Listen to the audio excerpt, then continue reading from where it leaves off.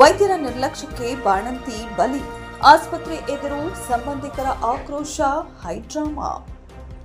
ವೈದ್ಯರ ಎಡವಟ್ಟಿನಿಂದಾಗಿ 2 ತಿಂಗಳ ಹಿಂದೆಯಷ್ಟೇ ಮಗುವಿಗೆ ಜನ್ಮ ನೀಡಿದ್ದ ಬಾಣಂತಿಯೊಬ್ಬರು ದಾರುಣವಾಗಿ ಸಾವನ್ನಪ್ಪಿರುವ ಘಟನೆ ಚಿಂತಾಮಣಿ ನಗರದ ಸರ್ಕಾರಿ ಮಹಿಳಾ ಮತ್ತು ಮಕ್ಕಳ ಆಸ್ಪತ್ರೆಯಲ್ಲಿ ನಡೆದಿದೆ. ಚಿಂತಾಮಣಿ ತಾಲೂಕಿನ ಬಟ್ಲಹಳ್ಳಿ ಗ್ರಾಮದ ಓಬಳೇಶ್ ಎಂಬುವರ ಪತ್ನಿ ನರ್ಮದಾ ಮೃತಪಟ್ಟದ್ದು ದೈವಿ.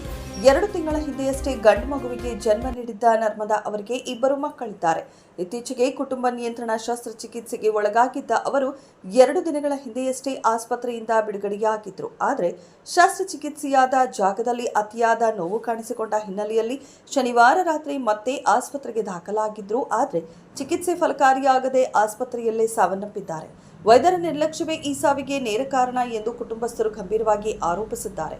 ವೈದ್ಯರ ಬೇಜವಾಬ್ದಾರಿತನದಿಂದಲೇ ನರ್ಮದಾ ಮೃತಪಟ್ಟಿದ್ದಾರೆ ಎಂದು ಆಕ್ರೋಶಗೊಂಡ ಪೋಷಕರು ಮತ್ತು ಗ್ರಾಮಸ್ಥರು ಮೃತದೇಹವನ್ನು ಆಸ್ಪತ್ರೆಯ ಮುಂದಿಟ್ಟು ತಡರಾತ್ರಿಯಿಡೀ ಪ್ರತಿಭಟನೆ ನಡೆಸಿದರೂ ಸಂಬಂಧಪಟ್ಟ ವೈದ್ಯರು ಸ್ಥಳಕ್ಕೆ ಬಾರದೇ ಇರುವುದು ಆಕ್ರೋಶಕ್ಕೆ ಮತ್ತಷ್ಟು ತುಪ್ಪ ಸುರಿದಂತಾಗಿದೆ. ಉನ್ನತ ಶಿಕ್ಷಣ ಸಚಿವ ಡಾಕ್ಟರ್ ಎಂಸಿ ಸುಧಾಕರ್ ಅವರು ತವರು ಕ್ಷೇತ್ರದಲ್ಲೇ ಇಂತಹ ಘಟನೆ ನಡೆದಿರುವುದು ಸಾರ್ವಜನಿಕರ ಆಕ್ರೋಶಕ್ಕೆ ಕಾರಣವಾಗಿದೆ. 2 ಹಸುಗೋಸುಗಳನ್ನು ಬಿಟ್ಟು ತಾಯಿ ಸಾವನ್ನಪ್ಪಿರುವುದು ಗ್ರಾಮದಲ್ಲಿ ಶೋಕ ಸಾಗರ ಮೂಡಿಸಿದೆ. ನ್ಯಾಯ ಸಿಗುವವರೆಗೆ ಹೋರಾಟ ಮುಂದುವರೆಸುವುದಾಗಿ ಮೃತರ ಕುಟುಂಬಸ್ಥರು ಎಚ್ಚರಿಸಿದ್ದಾರೆ.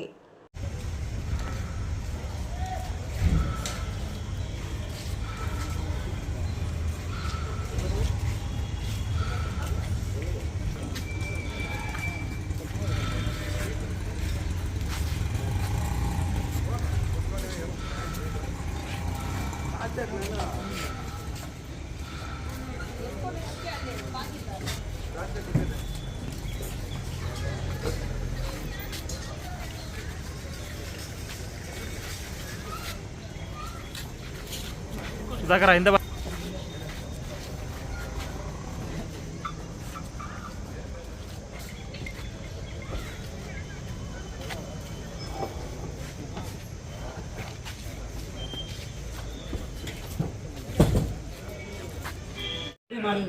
ಸರ್ಜನ್ ಡಾಕ್ಟ್ರು ಅವ್ರೇನು ಮಾಡಿದ್ರು ಸರ್?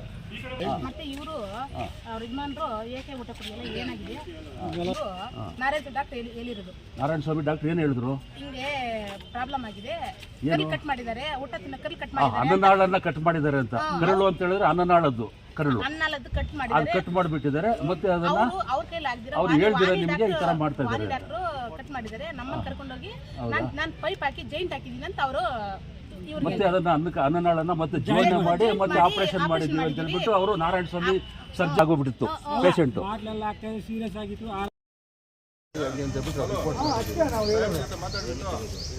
ಇಲ್ಲೇ ಮಾಡ್ತಾರೆ, ಚಿಕ್ಕಬಳ್ಳಾಪುರ ಮಾಡ್ತಾರೆ. ಹಂಗೆ ನಮಗೆ ಬಾಡಿನ ಎಲ್ಲಿ ನಾವು ದಫನ್ ಮಾಡ್ಕೊಳ್ತೀವಿ ಇಲ್ಲಿ ఇరవై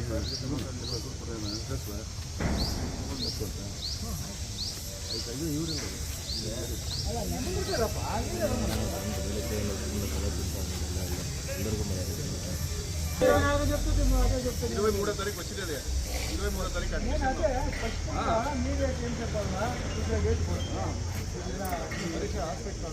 ఇట్లా వాళ్ళు డేటా పెట్టిగా చేసిరే ప్రాణ నష్టం జరిగింది, మాకు అన్యాయం జరిగింది, మాకు న్యాయం చేయండి. ఒకే మాట అంతా చెప్పాల్సింది.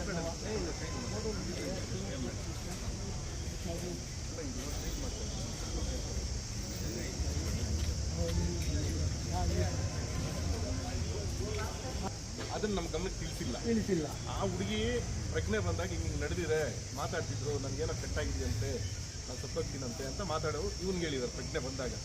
ಮತ್ತೆ ಇವನೇನು ಮಾಡ್ತಾನೆ, ಬಾವ ಎಲ್ಲಿದೆ ಬಾ ಅಂತ ನಾನು ಕರ್ಕೊಂಡು ನನಗೆ ಹೇಳ್ತಾರೆ. ನಾನು ಡಾಕ್ಟರ್ ಹತ್ರ ಮಾತಾಡ್ತೀನಿ. ಡಾಕ್ಟರ್ ನಿಜ ಹೇಳ್ತಾರೆ, ಈ ಥರ ಕಟ್ಟಾಗಿತ್ತು, ಅದೆಲ್ಲನೂ ರಿಪೇರಿ ಮಾಡಿದ್ದಾರೆ ನಾನ್ ಡಾಕ್ಟರ್. ಸರಿ ಹೆಂಗೆ ಸರಿ ಅಂತಂದ್ರೆ ಏನು ಪ್ರಾಬ್ಲಮ್ ಇಲ್ಲ ಅಂತ ಹೇಳ್ಬಿಟ್ಟು ಸುಮಾರು 16 ದಿನದಿಂದ ಹಾಸ್ಪಿಟಲಲ್ಲಿ ಇಟ್ಕೊಂಡಿದ್ವಿ. ಮೊನ್ನೆ ಬಂದ್ವಿ ಕೇಳಿದಾಗ ಏನಾಯಿತು, ಸಂತೋಷ್ ಸರ್ ನಮ್ಮ ಫೋಟೋನೆಲ್ಲ ತೋರಿಸ್ಬಿಟ್ಟಿದ್ದು, ನೋಡಿ ಎಲ್ಲ ವಾಸ ಆಗಿಬಿಟ್ಟಿದೆ, ಇದು ಸಮೀಪ ಇದೆ, ಇದನ್ನು ಡಿಸ್ಚಾರ್ಜ್ ಮಾಡಿ ದಿನಕ್ಕೆ 4 ಸತಿ ಹೇಳೋರು ಡಿಸ್ಚಾರ್ಜ್ ಮಾಡಿ ಅಂತ ವಾಣಿ ಮೇಡಮ್. ಯಾಕಂದರೆ ಅವ್ರಿಗೆ ಗೊತ್ತಿತ್ತಲ್ಲ. ಹಂಗಾಗಿ ಈಗ ನಮ್ಮ ವಾದ ಏನು ಅಂತಂದರೆ ಮಗು ಸಾವಿಗೆ ಕಾರಣ ವಾಣಿ ಮೇಡಮ್ಮ ನಾರಾಯಣ ಸ್ವಾಮಿ ಸರ್ ಒಳ್ಳೆ ಸರ್ಜನ್ ಆಗಿರ್ಬೋದು. ಆದರೆ 2ನೇ ಆಪರೇಷನ್ನ ಕರಡು ರಿಪೇರಿ ಮಾಡುವಾಗ ನಮಗೆ ತಿಳಿಸಿಲ್ಲ ವಿಚಾರ. ಹಾಗಾಗಿ ಅವರು ಮತ್ತು ಅವ್ರ ಸಿಬ್ಬಂದಿ ಏನಿದೆ ಅವ್ರ ಮೇಲೆ ಎಲ್ಲನೂ ಕಾನೂನುಬದ್ಧವಾಗಿ ಕ್ರಮ ಜರುಗಿಸ್ಬೇಕು ಅಷ್ಟೇ. ನಮ್ಮ 6 ಗಂಟೆಗೆ ಆಫೀಸ್ನ 6 ಗಂಟೆಗೆ ಬಂದಾಗ ಎರಡನೇದು ಆಪ್ರೇಷನ್ ಈಗ 4ನೇದು ಮಾಡಿರೋದು ಆಪ್ರೇಷನ್. 4ನೇದು ಮಾಡಿದೀಗ 2 ಮಕ್ಕಳು ನನಗಾಗಿರೋ ಗಂಡು ಮಕ್ಕಳು ಆದಮೇಲೆ ಆಪ್ರೇಷನ್ ಬಂದು ಇದು ದೊಡ್ಡ ಆಪ್ರೇಷನ್ ಅಂತ ಮಾಡೋರು. ದೊಡ್ಡ ಆಪ್ರೇಷನ್ ಮಾಡಿದಾಗ ಅದು ಒಳಗೆ ಏನು ಕೂತಿಕ್ಕಾಗ ಹೊಟ್ಟೆಯಲ್ಲಿ ಕೂತಿಕ್ಕಾಗ ನಾರಾಯಣ ಡಾಕ್ಟ್ರ್ ಬಂದು ಎಲ್ಲ ರೆಡಿ ಮಾಡಿದ್ವಿ, ಸೂಜಿ ಎಲ್ಲ ರೆಡಿ ಮಾಡೋಣ. ನಾರಾಯಣ ಡಾಕ್ಟ್ರ್ ಬಂದು ಮತ್ತು 14 ದಿವಸ ಇಲ್ಲೇ ಇಟ್ಕೊಂಡಿದ್ವಿ. 7-8 ದಿವಸ ಊಟ ಇಲ್ಲ ತಾಯಿಗೆ. ಮಗುಗಾಗಲೇ ಎಲ್ಲಿಂದ ಬಂದು ಅಂದಾಗ ನನ್ನ ಮೇಲೆ ಸಿಸ್ಟರ್ಗಳೆಲ್ಲ ಅವಾಜ್ ಹಾಕಿದ್ಮೇಲೆ ಮತ್ತೆ ನಾನು ಬೈದಾಗ ನಾರಾಯಣ ಡಾಕ್ಟ್ರ್ ಬಂದು ಮತ್ತೆ ಈ ಥರ ಎಲ್ಲ ನಾನು ಆಪ್ರೇಷನ್ ಮಾಡಿದಾಗ ವಾಣಿ ಮೇಡಮ್ ಅವರು ಕಟ್ ಮಾಡಿದರು. ನಾನೆಲ್ಲ ರೆಡಿ ಮಾಡಿದ್ದೀನಿ. ಮಾಡಿದಾಗ ರೆಡಿ ಆಗಿದ್ದಾರೆ. ಇನ್ನೂ ಒಂದು 14 ದಿವಸ ನೋಡಬೇಕಪ್ಪ ಅಂದರೆ ಊಟನೇ ಕೊಟ್ಟಿಲ್ಲ. ಎಲ್ಲ ಈ ರೀತಿ ಆಯಿತು.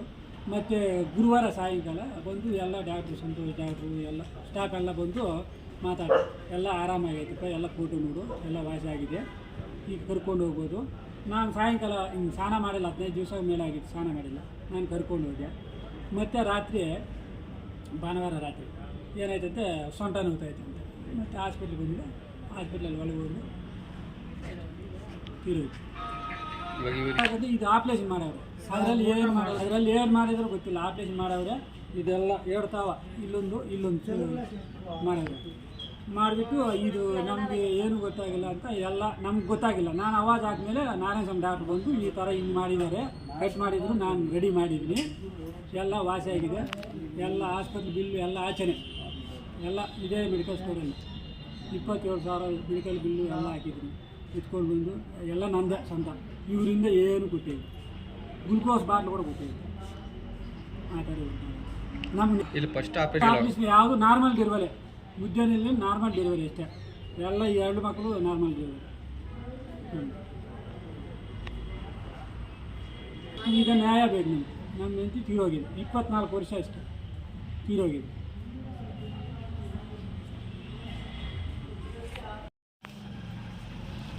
ಸ್ಟಾರ್ಟಿಂಗ್ ಇಂದ ಸರ್ ನಮ್ಮದು ಬಟ್ಲಲ್ಲಿ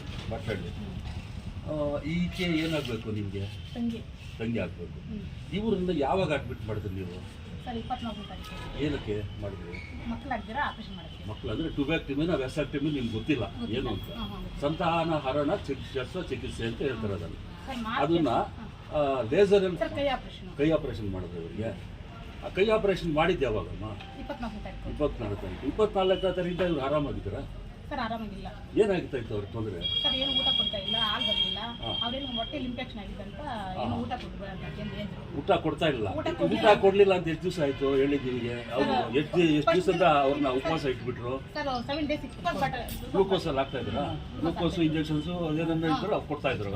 ಅವ್ರು ಕೊಡ್ತಾ ಇಲ್ಲ, ನಾನು ಇಲ್ಲಿ ತಗೊಂಡು ಬಂದು ಎಲ್ಲ ಪ್ರೈವೇಟ್ ಹಾಸ್ಪಿಟಲ್. ಅಂದ್ರೆ ನಿಮಗೆ ಇವ್ರು ಗೌರ್ಮೆಂಟ್ ಅವರು ಪ್ರೊವೈಡ್ ಏನೋ ಮಾಡ್ತಾ ಇಲ್ಲ, ಎಲ್ಲ ನೀವು ಲೋಕಲ್ ಪರ್ಚೇಸ್ ಮಾಡ್ಕೊಂಡು ಆ ಅಮ್ಮನಿಗೆ ನೀವು ಹಾಕ್ತಾ ಇದ್ರು. ಅವ್ರು ಬರ್ಕೊಟ್ಟೆ ನಾವು ಆಚೆ ತಗೊಂಡು ಹೋಗಿ ಅಲ್ಲಿ ಕೊಡ್ತಾ ಇದ್ರು. ನೋಡಿ, ಯಾಕೆಂದ್ರೆ ಹೇಳಿದ್ರೆ ಗೌರ್ಮೆಂಟ್ ಹಾಸ್ಪಿಟಲ್ ಬೇರೆ ಕಡೆ ಬರ್ಕೊಡ್ದು ಅಂತ ಸರ್ಕಾರ ನಿಯಮ ಇದೆ, ಆಮೇಲೆ ಸರ್ಕ್ಯುಲರ್ಗಳಿದೆ. ಆ ಸರ್ಕ್ಯುಲರ್ಗಳನ್ನ ಪಕ್ಕಾ ವೈಲೇಷನ್ ಮಾಡಿದ್ದಾರೆ ಅಂತ ಹೇಳ್ಬಿಟ್ಟು ಅವ್ರ ಬಾಯಿನಲ್ಲಿ ಹೇಳ್ತಾ ಇದ್ದಾರೆ. ಆಮೇಲೆ ಇವರನ್ನ ಯಾವತ್ತು ಹೆಚ್ಚು ಕಮ್ಮಿ ಜಾಸ್ತಿ ಸೀರಿಯಸ್ ಆಯಿತು? ನೆನ್ನೆ ಸಾಯಂಕಾಲ ಸೀರಿಯಸ್ ಆಯ್ತಾ? ಏನ್ ಹೇಳ್ತಾ ಇದ್ರು ಅವ್ರಿಗೆ? ನಿಮ್ಗೆ ಏನ್ ಹೇಳಿದ್ರು ಇವ್ರು ಪಾರ್ಟಿ? ಈ ಅಮ್ಮ ಬಕ್ಲು ಅನ್ನೋ ತೆಲುಗುಲನ್ನು ಚಪಾತಿ ನೋವು ಅಂತ ಅಂದ್ರು. ಆಂಬುಲೆನ್ಸ್ ಕರೆಸಿ ಆಂಬುಲೆನ್ಸ್ ಅಲ್ಲಿ ಕರ್ಕೊಂಡು ಬಂದ್ರೆ ಕರ್ಕೊಂಡು ಒಳಗಡೆ ಕಳಿಸಿದ್ವಿ. ಅಲ್ಲೇ ಡೆತ್ ಆಗ್ಬಿಟ್ಟು ಡೆತ್ ಒಳಗಡೆ ಡೆತ್. ಆಪರೇಷನ್ ಮಾಡುವಾಗ ಮತ್ತೆ ನಿಮಗೆ ಯಾರಾದ್ರೂ ಕರೆದು ಅವತ್ತೇ ಏನಾದ್ರು ಹೇಳಿದ್ರು? ಸರ್ 7 ಡೇಸ್ ಎಲ್ಲೇ ಇಲ್ಲ, ನಮ್ಗೆ ಏನಿಲ್ಲ, ಹೊಟ್ಟೆಲಿ ಇನ್ಫೆಕ್ಷನ್ ಅಂತ ಹೇಳಿದ್ರೆ ಇನ್ಫೆಕ್ಷನ್ ಅಂತ ಹೇಳಿದ್ರು. ಮತ್ತೆ ಅವ್ರು ಕೊಟ್ಟಿರೋ ಸ್ಟ್ರಿಪ್ಸ್ ಎಲ್ಲ ಇದೆಯಲ್ಲ ನಿಮ್ಮ ಹತ್ರ? ಪ್ರಿಸ್ಕ್ರಿಪ್ಷನ್ ಎಲ್ಲಿದೆ? ಅದು ತಗೋಬೇಕು ನೀವು. ಹೋಗಿ ಯಾರಾದ್ರೂ ಕಳಿಸಿ ತಗೊಂಡು ಮತ್ತೆ ಅದೇನು ಇನ್ಫೆಕ್ಷನ್ ಏನಕ್ಕೆ ಏನಕ್ಕೋಸ್ಕರ ನೀವೆಲ್ಲ ಎಲ್ಲಿ ತಗೊಳ್ತಾ ಇದ್ರಿ ಮಾತ್ರೆಗಳು? ಸರ್ ನಾನು ಮುದ್ದೆನಲ್ಲಿ ಅಲ್ಲಲ್ಲ, ನೀವು ಈಗ ನಾನು ಏನ್ ಇದೇ ಮೆಡಿಕಲ್ ಶಾಪಲ್ಲಿ ತಗೊಂಡ್ ಬರ್ತಾ ಇದ್ದೀರಾ? ತಗೊಂಡ್ ಬರ್ತಾ ಇದ್ದೀರಾ? ನಿಮಗೆ ನೋಡಿದ ವೈದ್ಯಾಧಿಕಾರಿ ಯಾರು?